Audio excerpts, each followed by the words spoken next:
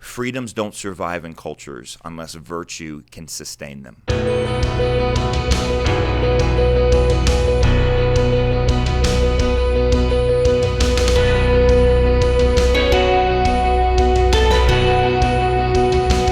Welcome to Breakpoint this week. On behalf of the Colson Center, I'm Maria Baer, alongside John Stonestreet, president of the Colson Center for Christian Worldview.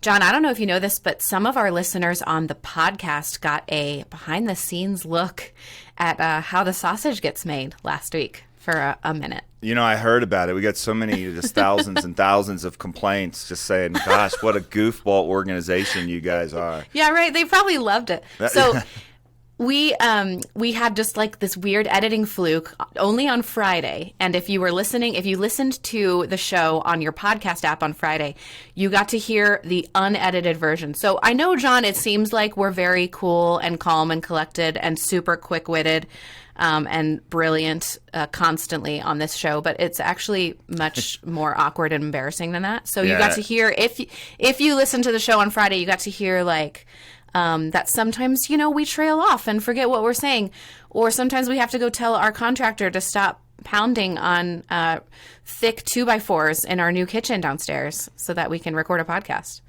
Yeah, it's a real thing. It happens. It's, kind of behind the scenes look. So, yeah. I also have to do another kind of apology because from this week. And it's not from this. It's from our Breakpoint commentaries. I did something talking about March Madness, and I listed out all these teams that were, Christian in March Madness. And I left out Grand Canyon University, and I left out Gonzaga. But Gonzaga's kind of, they're not like traditional Catholic in the, in any kind of real sense of the word, but they are. You're going to get yourself into even more hot water right now than you I know, were especially when I say they're clearly the best team in America. And if they lose, everyone's going to be shocked. It's been a long time since the tournament's had a front runner this out front. But anyway, I did get an email.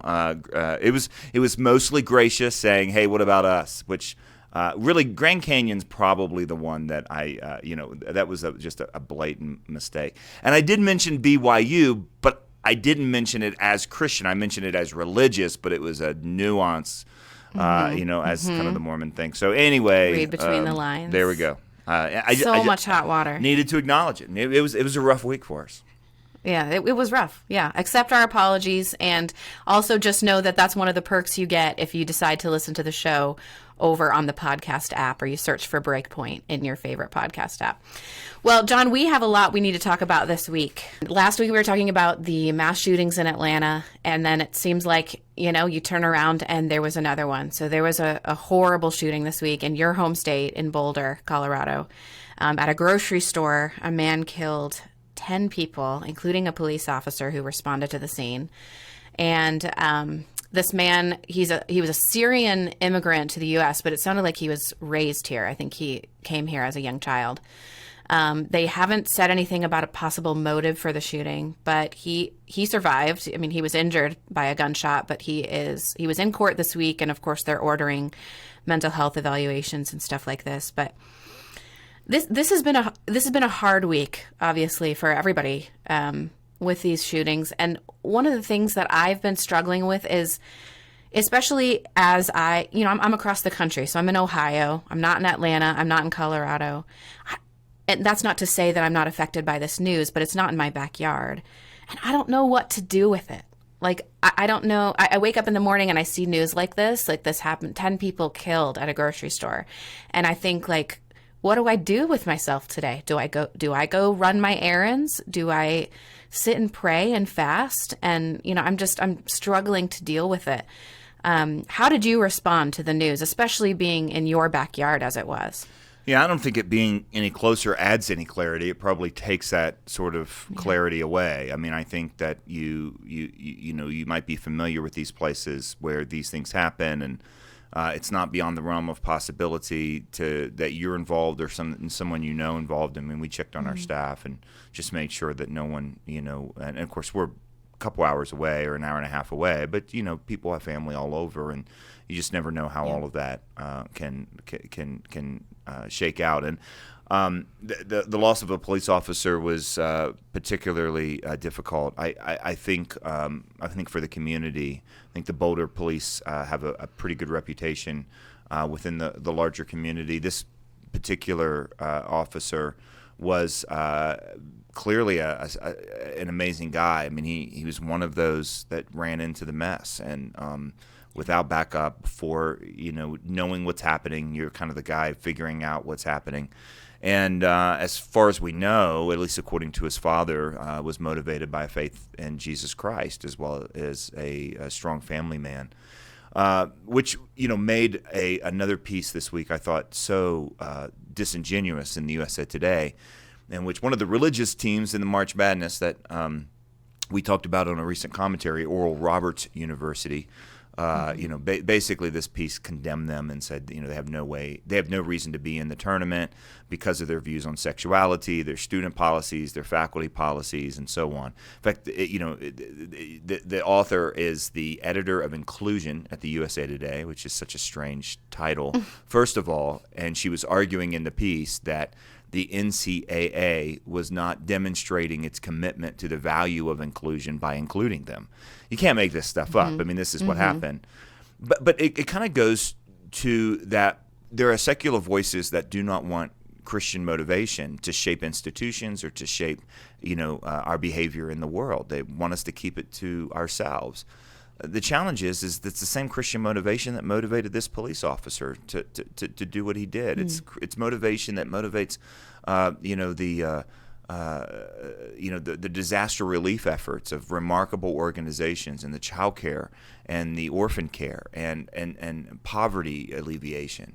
So that was one side of it that I think rose to the top for me. The other thing is we have to look at this shooting, I think, in light of the larger trends of culture. Again, maybe worse than ever, everyone immediately retreated to their corners and pronounced, we know why this happened. The shooter was a white man. The shooter was a Trump supporter. The shooter was this, that, or the other. And, of course, there was a gun regulation in the state of Colorado that had just been overturned, I think 10 days or so before this took place. So, of course, that's the reason. But the fact of the matter is the what we have called here, others have called, the idea of, others have called epidemic levels of suicide and things like that, deaths from despair. And then we've kind of grouped together another category of increasing behaviors, especially among young men, called acts of desperation. You put those two things together, and they're at epidemic levels across the United States. We're not okay. Young men are not being. The only thing that these shootings have in common right now, with an exception or two, like Las Vegas, is young men.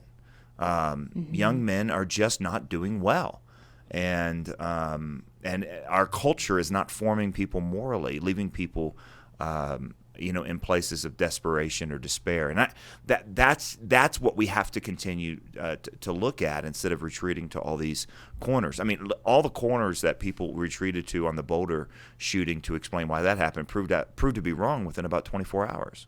Right. Right. And I hear what you're saying. It seems like we want the benefits of Christian morality when we feel like it would benefit us, but we don't want the hard stuff with it. And this is akin to the conversations we have sometimes about progressive Christianity, where it gets to a point where you think, there's not a lot of progressive churches that are growing or booming with people.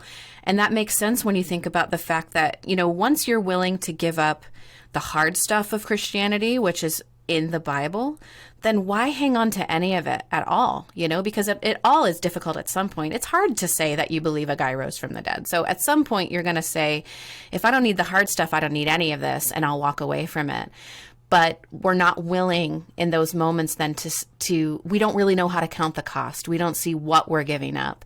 And when you give up the anchor to truth that the Bible is and that Jesus is and that God's law is, you will inevitably give up the benefits of that, which are, a just society, people who act with conscience in mind, people who care about other people. you mentioned on a commentary earlier this week, that quote by John Adams, I think, who says that our U.S. Constitution in particular is fit for immoral and religious people, but is unfit to govern people who are not. And we're kind of coming to a reckoning of that. Well, yeah, this is going to have huge implications on Second Amendment freedoms, which, of course, immediately gun control advocates called for. But that's the reality. Chuck Colson began every speech that I ever joined him at the last couple of years of his life asking the question, can freedom be sustained where virtue is not flourishing? And that's a form of that John Adams observation. And the answer is flatly no, it cannot. It's not possible.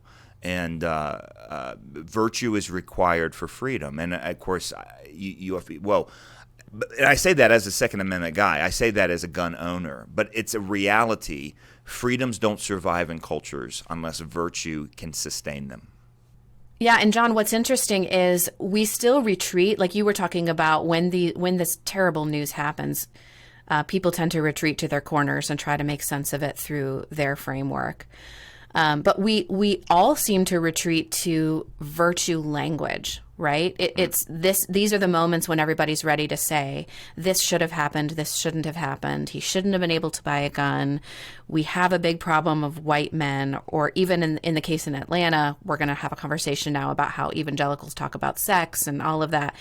Everybody's using virtuous language, or language that appeals to virtue, which is disingenuous and just doesn't work from a logic perspective, because there's no anchor to it. This is what I think G.K. Chesterton talked about, virtues kind of swimming unmoored, in thin air, and nobody has an anchor to hold them to. And then they'll eventually just turn into the opposite of virtue. They'll do harm. Well, that does say something about the human condition, though, doesn't it? I mean, which is that we can't not think morally.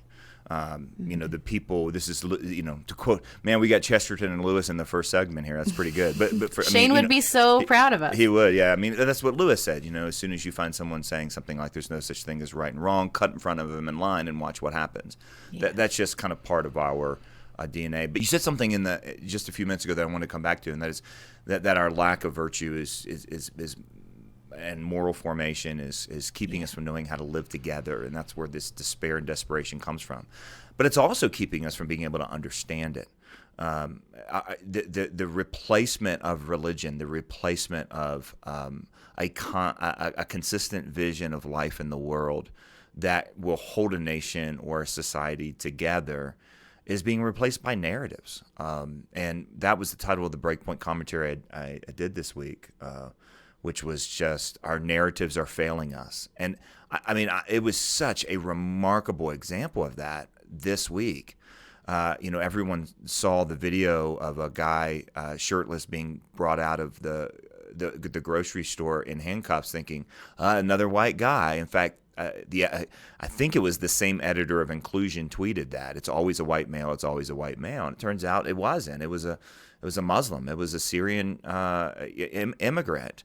It was someone who didn't fit any of the stereotypes politically, culturally, ethnically, or anything like that. And yet, those of us of the majority culture can't stand there and go, "See, I told you so," because the last weekend it was us, quote unquote, culturally speaking. Right. The problem is bigger than that. It reminded me of that segment with Bill Maher and on his show just back in the summer. He was talking to a guy who works with. Who's an African-American conservative, had him on his program, which is a pretty left-leaning program. They were talking about the Capitol riots. And he said, if we don't see the Capitol riots in a larger context, we're going to misunderstand it. And the same thing is true right here. It makes me think of a commentary you and I did a couple of months ago. And it was just kind of this interesting story about deep space and how some of these astronomers were baffled by finding light in deep space, and they didn't know what the source was, and it was like baffling them, understandably so. But we sort of wrote in this commentary about we overthink things when we do this. Like, we have a clear solution or a clear answer right in front of us, right? That a creator made the universe.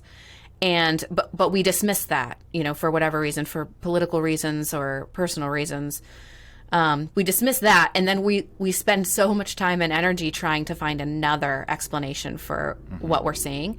And it strikes me that our narratives are filling that role for us in times like this, when news like this breaks, where we have an answer that we're struggling morally, that we're not forming moral people. We don't know how to think about other people in moral terms that's anchored to anything like truth. And so we're like scrambling to make sense. There's almost a schizophrenic quality to it. You know, people who have schizophrenia find connections and networks in places where it doesn't exist. You know, I was just reading a short story about a man with schizophrenia who became obsessed with the TV show MASH and was convinced that there were hidden messages in MASH about, you know, a secret cabal of people running the world, that sort of thing. But I feel like sometimes when we jump to our narratives, that's what we're doing. We're looking for patterns and things where the answer is right in front of us, but because we're not willing to accept it, we have to really grasp at straws to find a reason why this kind of stuff is happening. I think that's right. Just a quick final kind of observation on this. You know, just 3 or 4 or 5 years ago when we were dealing with shootings, there was a loud cry to take seriously the issue of mental illness. You remember that? Mm-hmm. And it came from both inside the church and outside the church, mostly outside the church, but that this is about mental illness, you know, that we need to address mental illness. We need to limit the access to, you know, weapons for mental illness. What we're hearing right now, interestingly enough, and I saw it from a number of sources, is that we shouldn't blame any of this on mental illness. And I saw that and was curious about it, because that was the explanation we were supposed to resort to 3 years ago. And I think, by the way, that's something that absolutely should be considered. I mean, we're not a culture that fosters mental health, right? So there's a lot to be said about that, and the church it has been late to that party. But I think now, because we want this, and by we I mean the larger culture, want these things to fit our narratives retroactively, then the mental illness thing is kind of a get out of Dodge, you know, free. It's not their fault if it's a sickness, but there's a real moral guilt we want to put on people who are not of our tribe. And so that, to me, is the most obvious thing, that our narratives are changing, our narratives are failing us, and they're being more politically driven than anything else. The abandonment of this thing that was supposed to explain it all away just, you know, yesterday. Well, John, while we're talking about this shooting in Colorado, there's been more talk this week. It seems like now it was 5 years ago, but the series of mass shootings in Atlanta, where the man went to a series of massage parlors and killed 8 people, including 6 Asian women.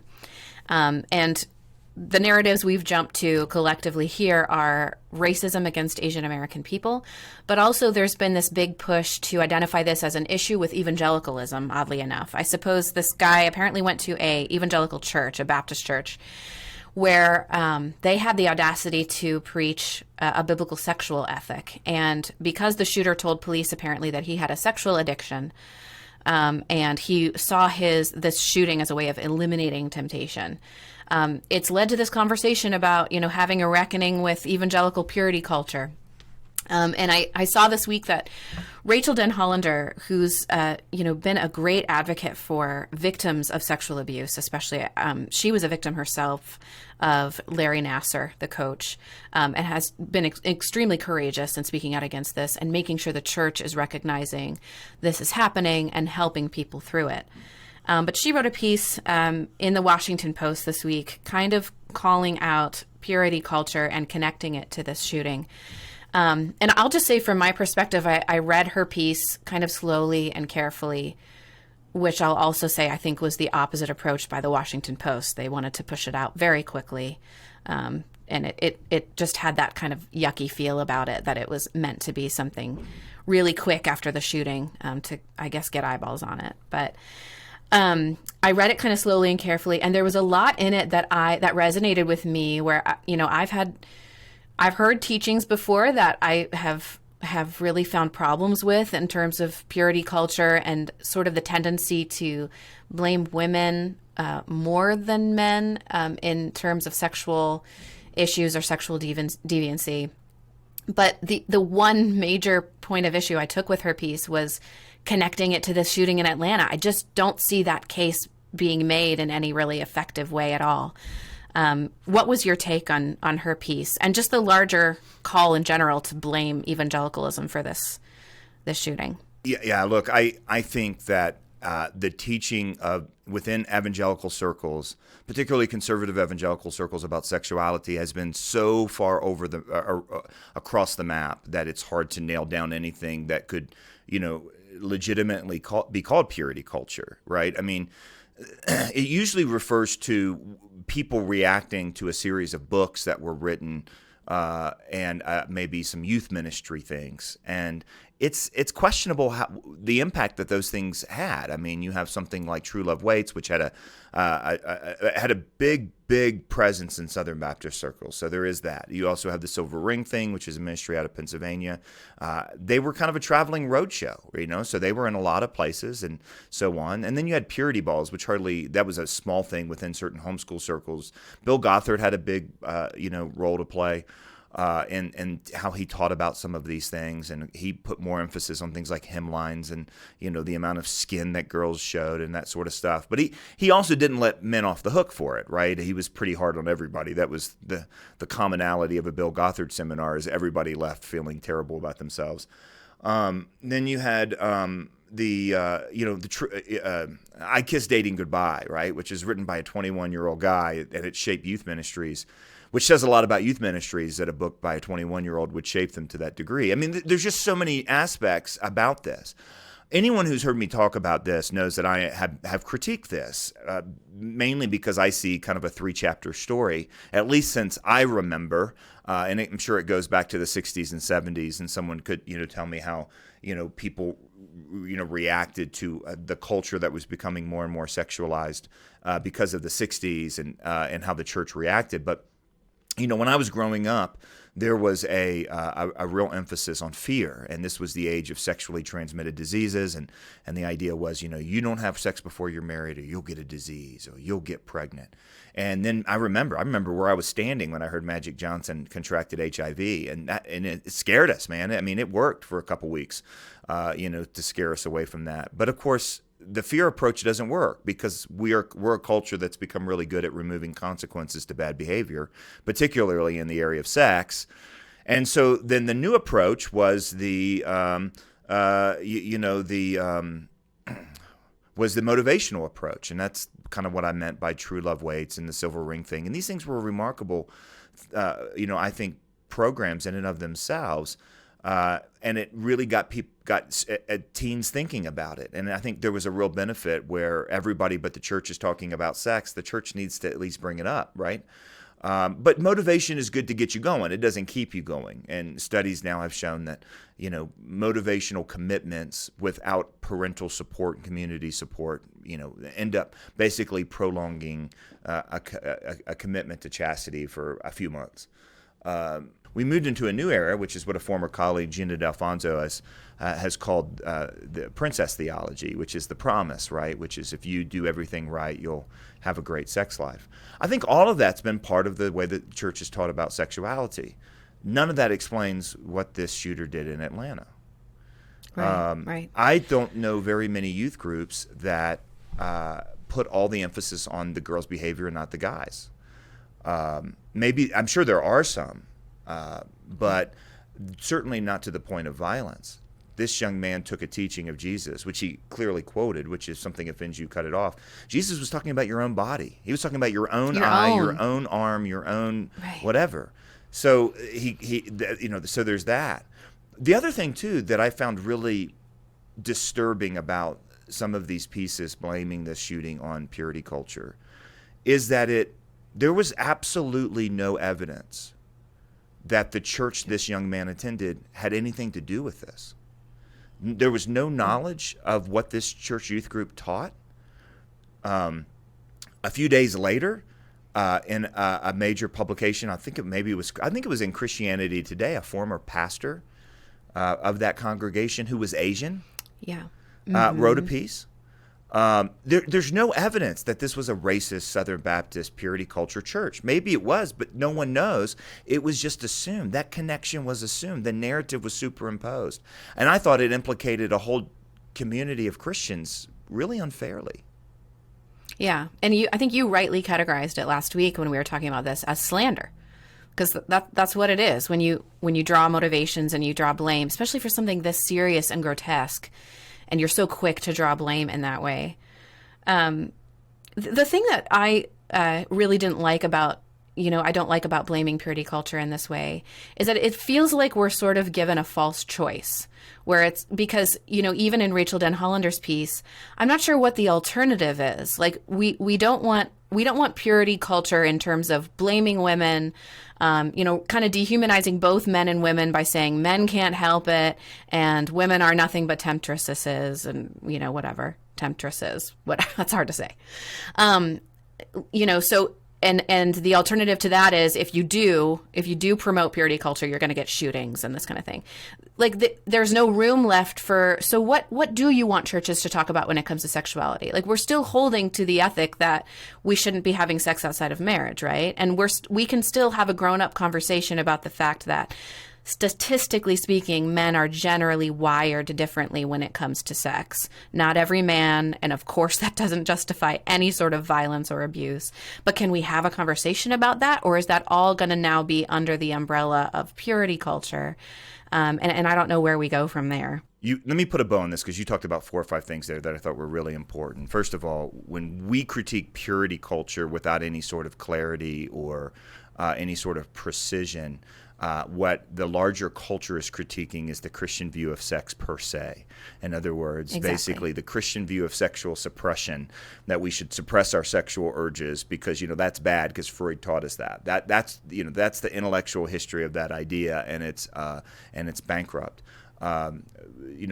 Christians shouldn't talk about sex as if women are to blame or men are to blame. That may not go back to purity culture. That actually might go back to the Garden of Eden, because that's been the relationship between men and women. It's her fault. It's his fault from the very beginning, and it shows up in this area as well. And finally, there was some language that the problem was using that war language or that battle language to talk about sexual temptation and fighting sexual temptation.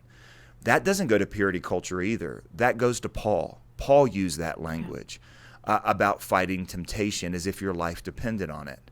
And now, none of this is a direct bridge to what this Atlanta shooter did, especially when we remember that purity culture has been around for decades. This is the first example we have where you could even draw a connection in any sort of sense of a mass shooting. Now, certainly there's been other issues of violence and abuse that we can talk about. But it just seemed like a convenient scapegoat for a cause that needs to be addressed. I've addressed it. The problem with how evangelicals talk about sex. I agree. We're not good at this, right? Which is why we've promoted even how some of our Catholic brothers and sisters have talked about sex in terms of design and John Paul's theology of the body, because it's a level of reflection that evangelicals haven't gotten to by and large, with some exceptions. So, the work needs to be done, but connecting it with this shooting was irresponsible.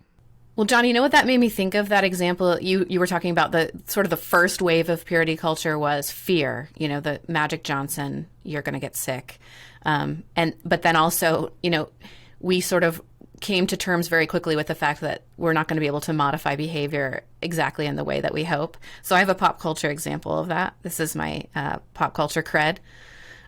In the movie Mean Girls, it's like a high school movie about high school kids. There's a gym teacher who says, the scene starts and he says, "Do not have sex. If you have sex, you will get pregnant and you will die." And then he holds up this big basket and says, "Now come get some condoms." And it's like, okay, so I said, I put the fear of God in you, and now I realize you're going to do it anyway. So, and then in a scene, in a slightly crass scene, just demonstrates actually what happens in educational settings all across America when you don't have a design. This is part of this, and this is, when we talk about these things. That's why I love T.S. Eliot's quote so much, and it's a way that I use a T.S. Eliot quote about education, in which he talks about 2 questions you have when you see something: what can it do and what is it for, and how you have to answer the what is it for before you know what it can do. Look, I mean, listen, you can start with Darwin, you can start with whoever else, but removing the inherent God-given purpose to what it means to be human as individuals and as humans together is the feature of 20th century life, and which gave us all of this and continues to be a feature of 21st century life. So if you abandon any purpose whatsoever, then you start telling people how to behave, and it just sounds increasingly bizarre and inconsistent and maybe contradictory. Right. Yeah. And I mean, we saw that in the Bible, that when Jesus was walking around, when he encountered Pharisees, he was like, you guys have taken something that, had a heart behind it, and you've made it just the letter of it. And it makes no sense when you do it that way, and it makes no sense, and people can't possibly live up to that. So he addressed that then. I think one of the things I've been thinking about, because this has my mind rolling, also just about my, the times that my life has intersected with so-called purity culture, which again, I think the most important thing to do, especially when you're talking about it in light of the shooting in Atlanta, is define what you mean by purity culture.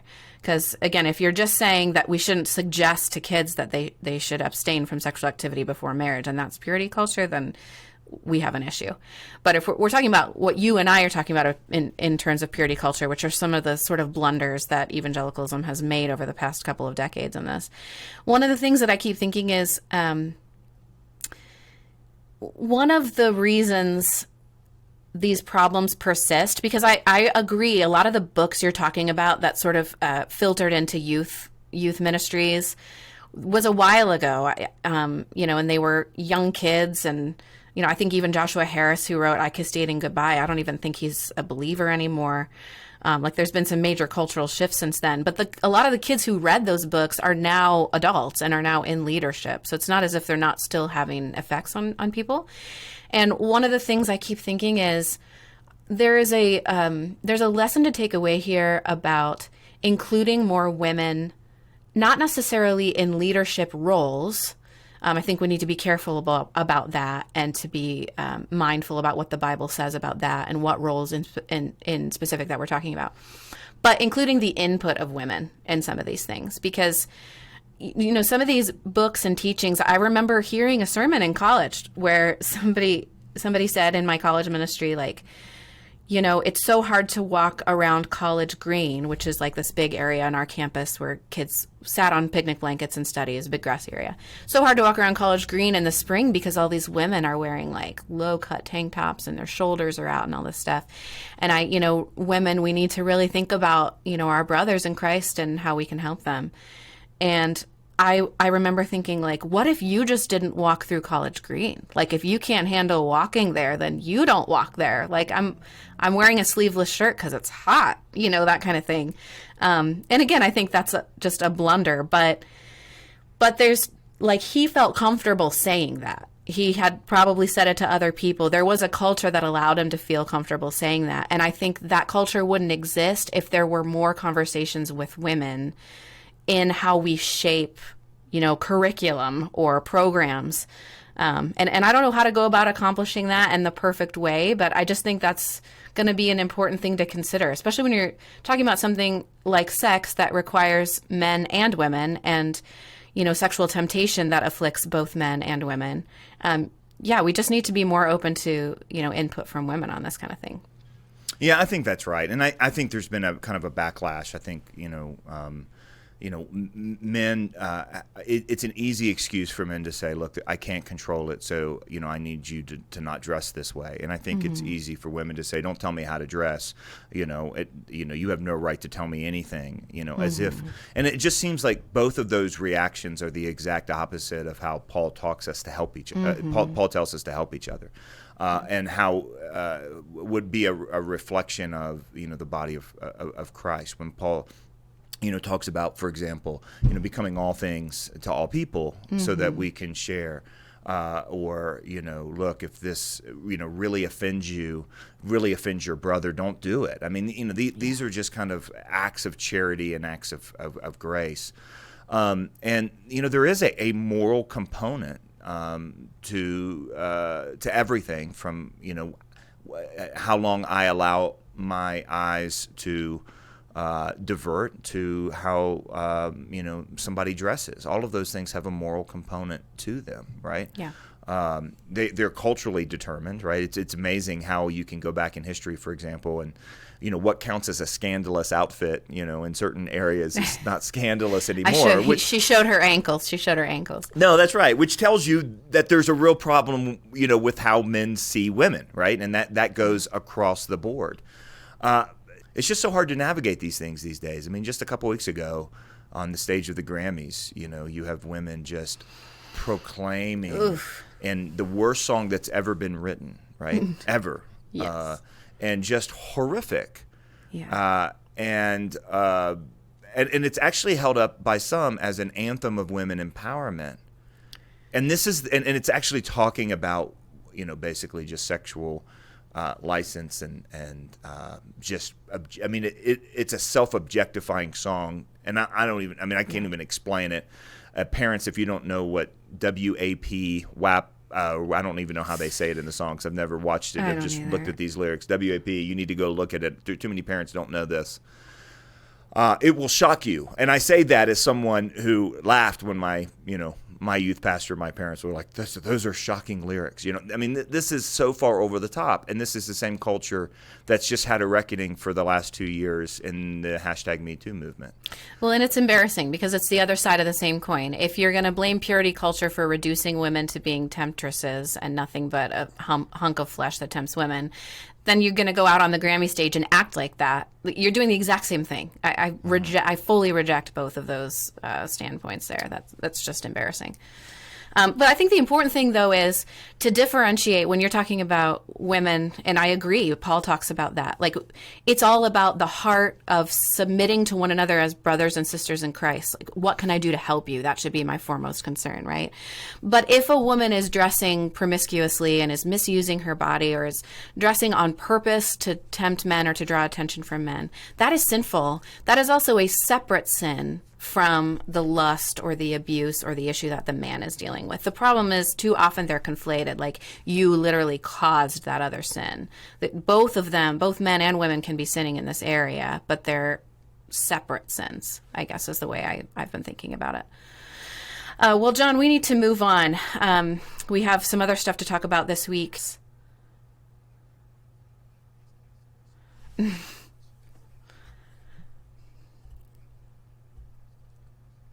Mm-hmm.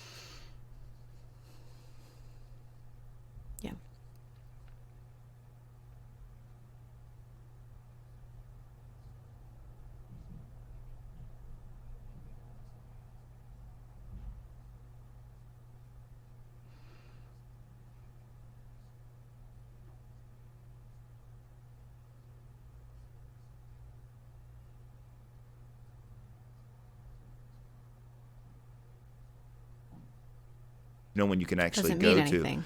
It doesn't really mean anything, yeah. She also asked that the bill be altered so that it allowed athletes to compete based on their birth certificate or in an affidavit. We know the birth certificate challenge, and many states have already allowed people to change their birth certificates and say something that is not true. So this basically requires some paperwork in order to completely eliminate the protections that women have in these sports. It was bizarre. Her reasoning that I'm really just defending this was bizarre. The NCAA can't sue her unless there's already some sort of existing contract. She said that the NCAA would refuse to let athletes, in in South Dakota play in NCAA competitions. There are plenty of schools that don't allow male athletes to compete as females on their sports teams. All the Christian colleges that are part of the NCAA, that's why the NCAA can't act on this right now. There's too many schools that they represent that would not go forward. This is the story of corporate pressure. Let me give you the backdrop here quickly. You can divide culture up into various segments: religious sector, the education sector, the home and family sector, the innovation or science sector, the business sector. When it comes to LGBT rights, education, the arts, those things had been kind of dominated by LGBTQ ideology for a long time. The corporate sector, there was a day, 2014, when, in attempting to pass a religious freedom bill in Indiana, then Governor Mike Pence faced an enormous amount of well-orchestrated, incredible pressure. We then saw it in North Carolina with the bathroom bill. This is what we're seeing in South Dakota. The corporate pressure is enormous because, and when the business sector gets on board to a cause, it is powerful. Once you start leveraging dollars, when you start leveraging profit, you start leveraging long-term employment prospects for as citizens of a state, it becomes serious. That's what's happened, which is why we need pastors to stand up for bakers like Jack Phillips, who, by the way, was back in court, because the business sector matters significantly. By the way, business is a holy act before God, just like anything else. If every square inch belongs to God, then so does business. As every calling is sacred, so is the calling to be an entrepreneur or to be a business leader. And the church has largely put that into the category of secular as opposed to sacred. And we see what happens when that segment of our lives is weaponized for a cause. It's incredibly powerful. That's, I think, the story that's happening in South Dakota. And I'm really thankful, by the way, because Governor Noem's actions put an awful lot of pressure on Governor Hutchinson not to sign the bill in Arkansas. There was a lot of concern about that. And so good for him for doing it. And if enough people do that, then Governor Noem won't have to feel like she has to, hedge and nuance and cave when that sort of pressure comes. Yeah. And hopefully the Christian community in South Dakota can rally around her and bolster her to do the right thing in this case. I don't know. Yeah, hopefully they will, and they need to. And this was an interesting thing. I mean, Governor Noem, particularly because of her just radically different way of dealing with the pandemic, had become a bit of a long-term prospect. There was here you have a female governor, very conservative, very business-friendly across the board, and that was one of the things that, elevated her to kind of, I don't want to say front runner status because who knows what that is between now and 2024, but it's a fascinating thing. But this was, she got herself in a mess with this veto and the hedging and the verbal explanation, which just really can't be defended by the facts on the ground. Was just really strange, and it just really felt like somebody backpedaling in a hurry. And look, I want to just say this, Maria. The pressure here was incredible. I'm not second guessing that at all. I think people underestimate just how orchestrated and precise the corporate pressure has become. I remember talking to someone who worked in an administration in one state and where they faced this sort of pressure, and they were like, the precision of saying, you know what, we've just blackballed you from getting any parts whatsoever for your roller coasters. And there's only 7 companies in America that service roller coasters, and you can't. We just cut them all off from you if you let this bill go forward. Now, in some states that wouldn't be a big deal. In this particular state, that was a big deal. In other words, it was just a precise attack. And my guess is that's what's happening here. Yeah. And the NCAA basically is allowed to bully. I mean, look, Idaho passed their bill. The NCAA issued a strongly worded statement. You can weather a strongly worded statement. That's not a big deal. So, yeah, this was really disappointing. The thing I find unpersuasive at some point, like, I understand the pressure. I mean, I understand intellectually that there's pressure.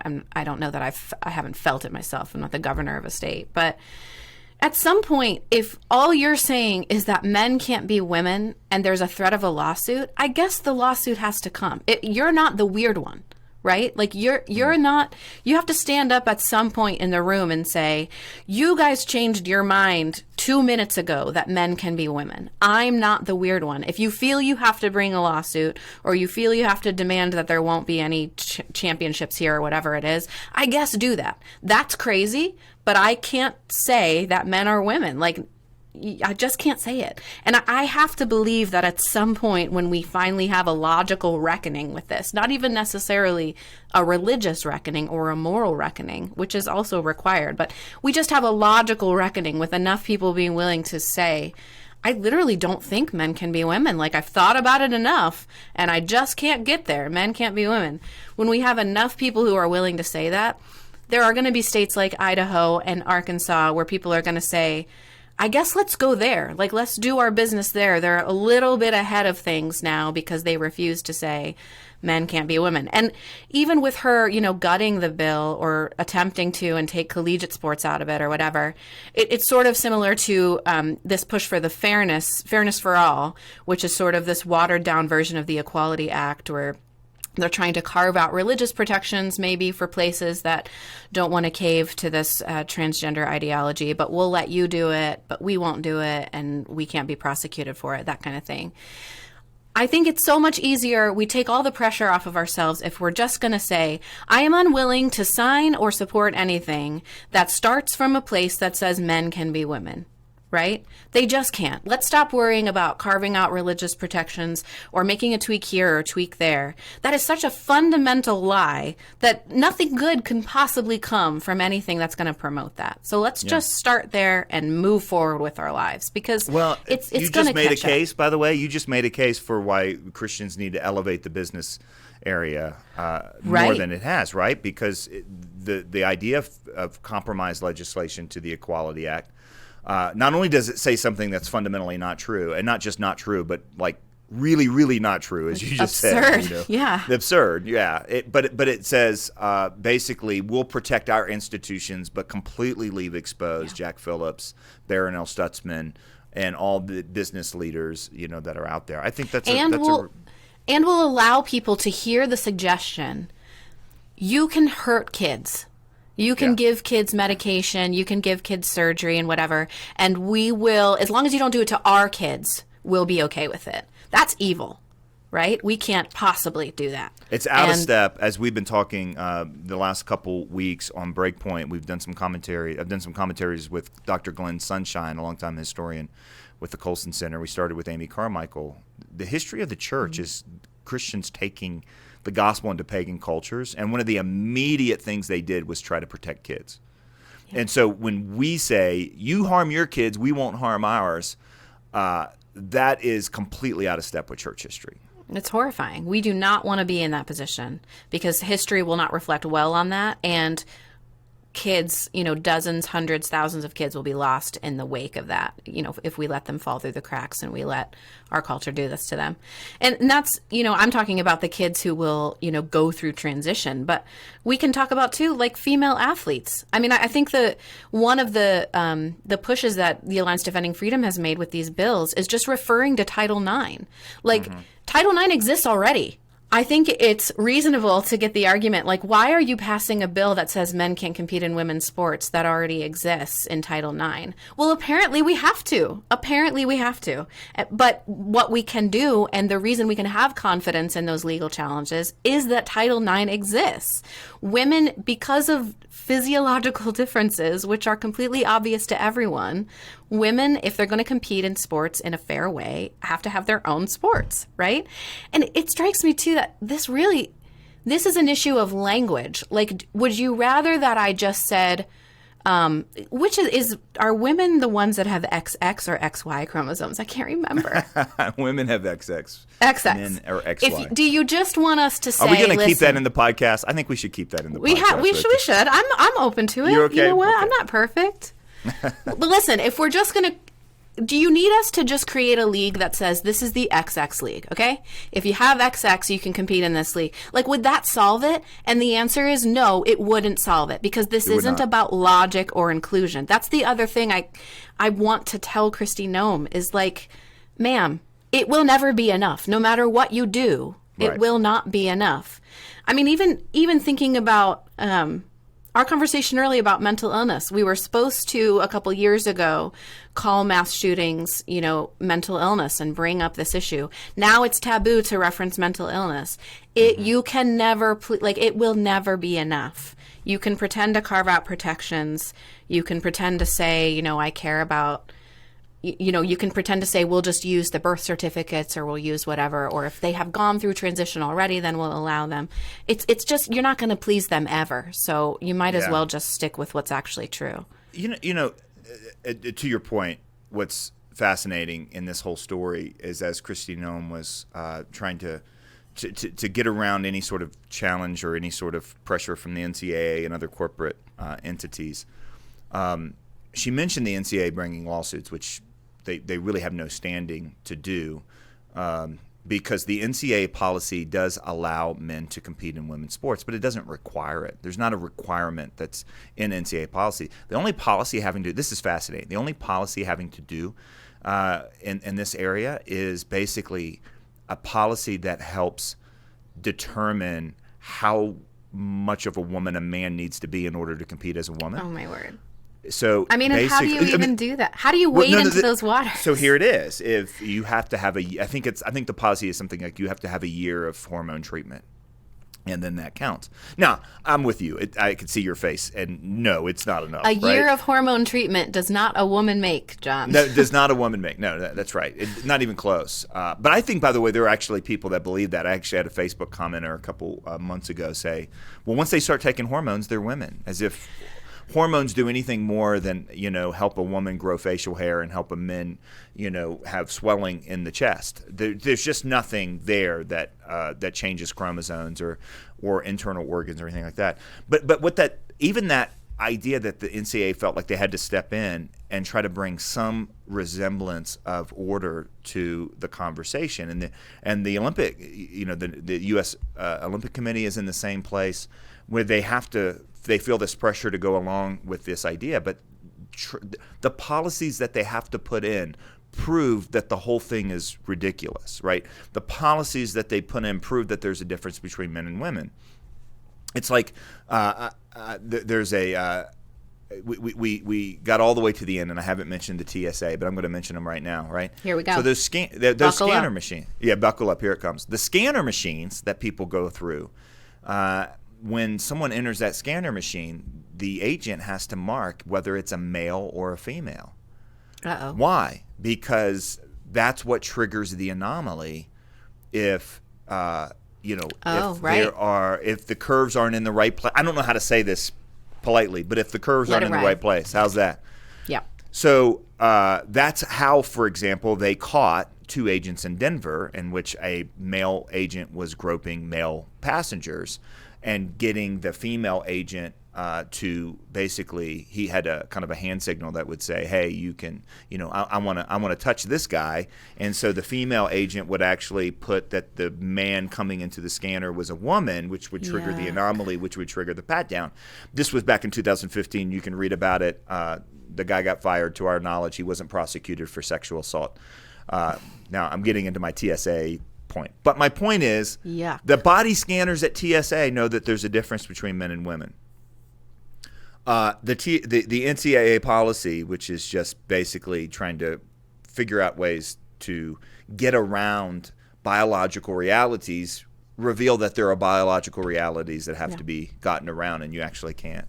So I'm with you to go back that Governor Noem is, I don't want to say on the wrong side of history, on the wrong side of reality by hedging it all, because you're not going to do enough to keep people from being angry with you. You're not going to keep, whatever pressure. Ask Jack Phillips, right? You're not going to keep that legal pressure away. This one's clear. This one's not hard. This one is women deserve to be protected. And isn't that another inconsistency, right? Mm-hmm. So we're dealing with this culture of sexual abuse and trying to give women a voice to talk about their experiences of being mistreated by men, and then we celebrate with the Song of the Year. I think it actually won the grossest objectification of women that's ever been put into a song. Then you turn around and we have women fighting for equal ability to play sports, for the opportunities to be in front of them. And now men can just kind of turn around and take. I mean, I think who called it the new patriarchy? I mean, the transgender movement is kind of a new patriarchy. Yeah. Yeah. And I saw a story the other day, I think it was in the Federalist too, that was making the case that people pushing for this sort of thing are acting in a categorical way like abusers do. You know, it's like gaslighting. It's like, you better let us do this or you're a terrible person. And you're like, but I don't think men can be women. Like the most logical, basic statement of all time. And they're like, you are dead wrong. I mean, how is that any different from an abuser who tries to fool, or tries to scare, manipulate a person they're abusing into, accepting their behavior? It's not. It's the same. My husband is not an athlete. And I was an athlete my whole life, and still exercise regularly. And we were talking about this bill the other night at dinner, and my young daughter said, which one of you two would win in a race? And my husband said, honey, if we ran a 400 meters, which is what I ran in high school, if we ran a 400 meters, your mom would win. If we ran 100 meters, I would win. And I said, there's no way that's true. So this is an ongoing fight in our house. So I think maybe this week we'll try and get out and run that 100 meters, and I will report back and let you guys know if a man who is not athletic at all can beat a woman at 100 meters. Oh, I think he might beat me. That's hilarious. We all want to know what the outcome to that is. Okay. I mean, I'm not even going to try. If my wife, if it's between me and her on a 100 meter or 400 meters, she'd win. But I'd still win the 3-point contest every day of the week. Okay, fair enough. All right. You'd win horse.